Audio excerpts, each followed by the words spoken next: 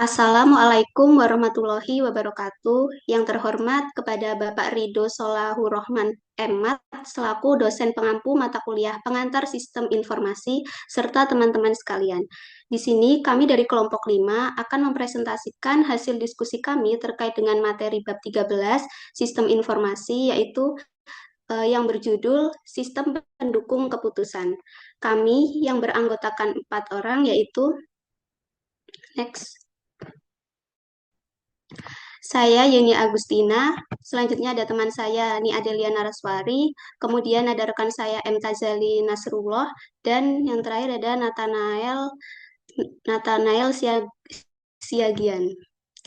Baik, yang pertama akan dijelaskan oleh rekan saya, kepadanya saya persilahkan. Baik, perkenalkan saya M. Tazali Nasrullah. Nah, di sini saya akan menjelaskan jenis-jenis menurut Simon.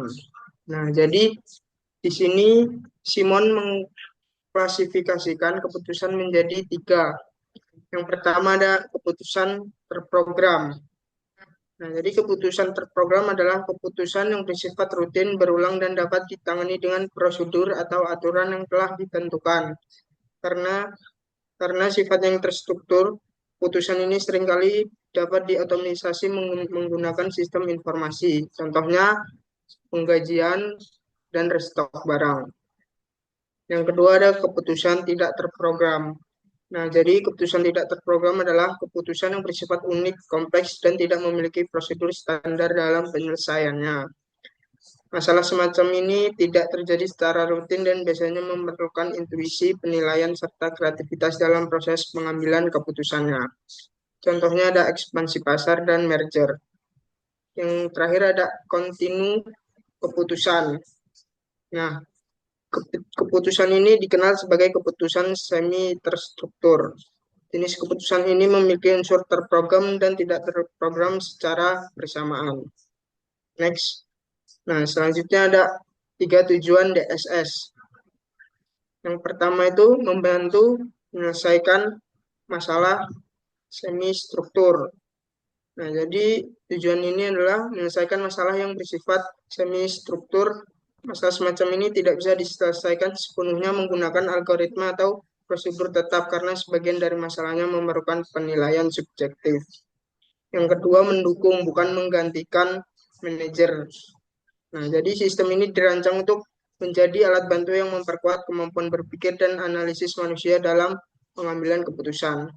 Yang terakhir, fokus pada efektivitas bukan efisiensi. Jadi, ini meningkatkan efektivitas dalam pengambilan keputusan, bukan semata-mata meningkatkan efisiensi. DSS membantu manajer dalam membuat keputusan yang lebih baik dan lebih tepat sasaran daripada sekedar mempercepat prosesnya. Selanjutnya akan dilanjutkan rekan saya. Oke, jadi di sini saya akan menjelaskan terkait dengan isi basis data. Sebelumnya, saya Yeni Agustina dengan NPM terakhir 035. Jadi ada beberapa isi basis data. Yang pertama ada isi basis data dalam XPK. Dalam basis data berperan sebagai pusat penyimpanan pusat penyimpanan informasi yang digunakan oleh 3 subsistem utama, yaitu penulisan laporan, model matematika, simulasi, dan permodelan, serta gropware. Yang kedua ada GDSS atau Group Decision Support System, merupakan sistem komputer yang mendukung kelompok dalam pemecahan masalah bersama. Kontribusi utama GDSS meliputi peningkatan komunikasi, fokus diskusi, dan penghematan waktu. Next.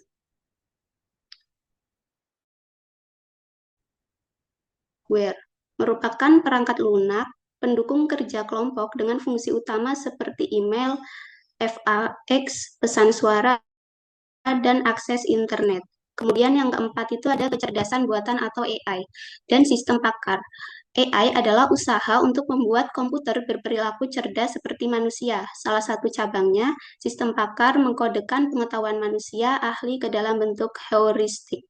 Kemudian yang kelima ada komponen sistem pakar, yaitu terdiri dari antarmuka pengguna, basis pengetahuan, atau berisi aturan IF dan yaitu mesin inferensi, penalaran, dan mesin pengembangan.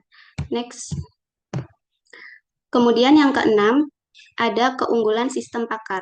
Ada beberapa keunggulan sistem pakar. Yang pertama, membantu manajer mempertimbangkan lebih banyak alternatif. Kemudian yang kedua, menggunakan logika konsisten. Kemudian yang ketiga, meningkatkan kinerja tim manajemen dan mempertahankan pengetahuan organisasi. Kemudian yang tujuh, ada kelemahan sistem pakar. Ada dua kelemahan sistem pakar. Yang pertama itu tidak mampu menangani pengetahuan yang tidak konsisten. Yang kedua, dia tidak dapat menggantikan intuisi dan penilaian manusia. Kemudian yang terakhir ada jaringan saraf tiruan atau JST.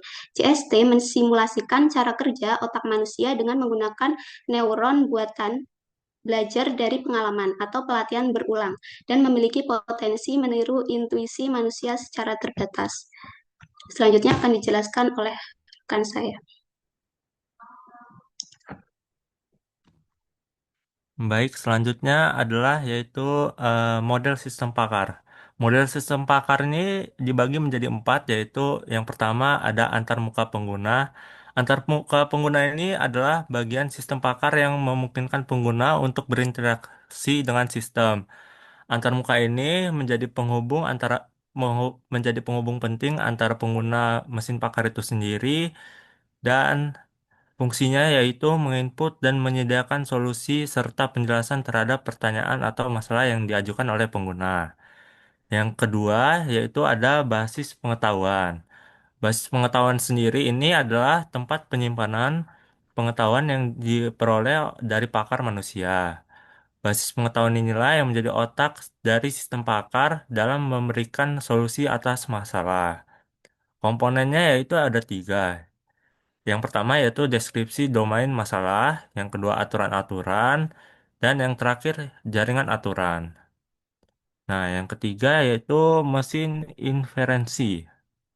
Mesin inferensi ini bertugas untuk melakukan penalaran atau reasoning menggunakan aturan-aturan dari basis pengetahuan serta menafsirkan dan menerapkan aturan untuk menghasilkan kesimpulan dan rekomendasi.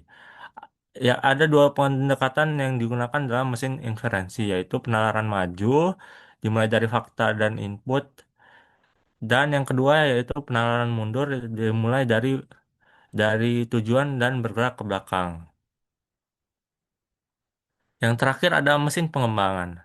Mesin pengembangan adalah alat bantu untuk mengembangkan sistem pakar. Mesin ini memungkinkan pengembangan sistem pakar secara efisien dan modular. Mesin pengembangan ini ada mencangkup bahasa pemrograman khusus, yang kedua ada cangkang sistem pakar, dan yang terakhir ada teknik lain seperti penalaran berbasis khusus CBR atau pohon keputusan. Selanjutnya akan dijelaskan oleh rekan saya. Jadi yang terakhir yaitu tentang keunggulan sistem pakar. Yang pertama, keunggulan bagi manajer, yaitu lebih banyak alternatif keputusan, mengeksplorasi berbagai solusi secara sistematis, logikanya tingkat tinggi, yaitu yang keempat, menggunakan aturan jika, maka seperti pakar manusia. 5, waktu evaluasi lebih banyak. 6, mengurangi beban kognitif, fokus pada penyempurnaan keputusan. 7, konsistensi dalam keputusan, dan yang 8, yaitu terhindar dari bias dan tekanan emosional. Next. Yang kedua, keunggulan bagi perusahaan, yaitu yang pertama, peningkatan kinerja manajemen, yaitu dukungan informasi kredibel, kurangi ketergantungan pada individu. Yang kedua, yaitu pelestarian pengetahuan organisasi, yaitu pengetahuan pakar disimpan dan digunakan kembali. Lalu yang terakhir ada standarisasi proses keputusan, yaitu keputusan prosedur lebih baik atau keputusan seragam. Next.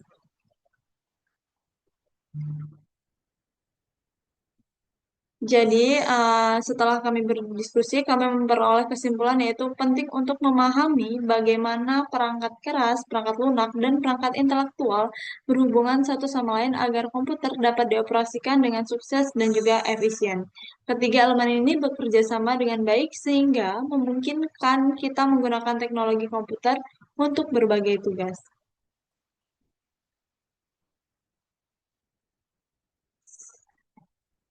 Sekian dari kami.